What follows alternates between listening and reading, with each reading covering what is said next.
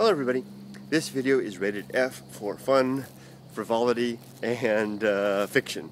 Basically it has nothing to do with fact.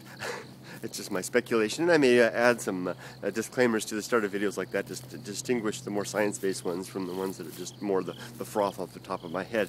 And this one certainly is the latter. I am thinking now about another one of the dilemmas that the Immortals will face. And I talked about that in a previous video, and I said before that I thought that one of the problems will be population, and that they'll solve that problem, especially if immortality comes before we have technology that allows us to live elsewhere off of this planet. We'll have to deal with population growth, and we'll stop having children. Basically, families will largely disappear. And there'll still be marriage, and there'll still be love, and there'll still be sex and stuff like that, but there won't be any more children, or there'll be the need for very few children. We'll basically allow the attrition of the population through accidents, and that will take a long time to get the population down to a sustainable and more manageable level, and then we'll begin to have children again to keep our numbers up, but it'll be a very small number. And what will happen by that point is that will take hundreds of years, I imagine, and by that point we will have then immortals who are hundreds of years old, and new children coming into the world who are, of course, children starting off in life. And what will occur then is there will be this huge gap, not only in age, but there'll be what I'm going to call a wisdom gap. Now, wisdom being, of course, the benefit of experience, the understanding of how the world works, and an ability to make decisions, informed and intelligent decisions, more informed. That's more of anything to do with it. Wisdom is sometimes different from intelligence, but more informed decisions based on past precedent and experience that are advantageous to the individual. Now, imagine a society where you have several hundred years into the age of the Immortals, where we have new children coming in, and they reach the age of maturity. They're 20 or so odd years old, and they step out into the world, and they're butting horns with immortals that have been around for 300 years.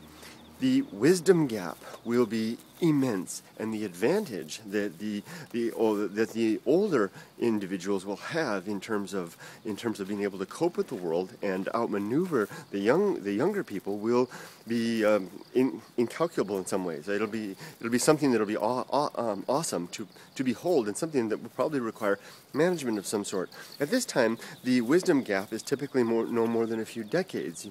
We have a 25-year-old battling wits with a 55-year-old.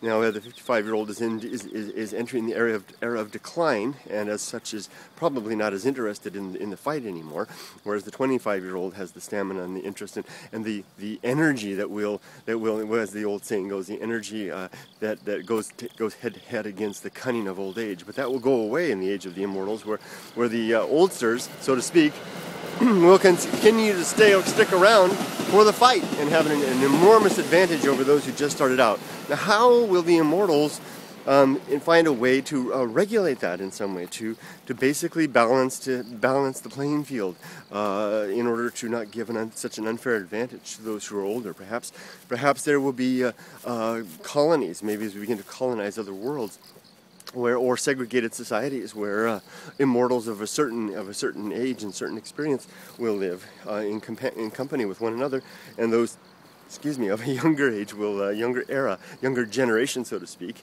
probably will be generational thing, will live segregated as well, and somehow there will be some welfare system to allow the enormous boon of the older generations to filter down to the subsequent generations. I bet that probably what'll happen.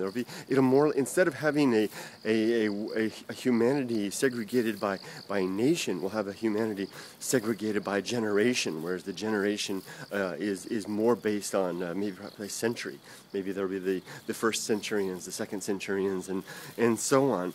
And and maybe there'll have to be representation. Maybe the form of government will have something similar to a Senate and a House of Representatives. If you don't mind me borrowing from my home country, where there'll be representatives based on population and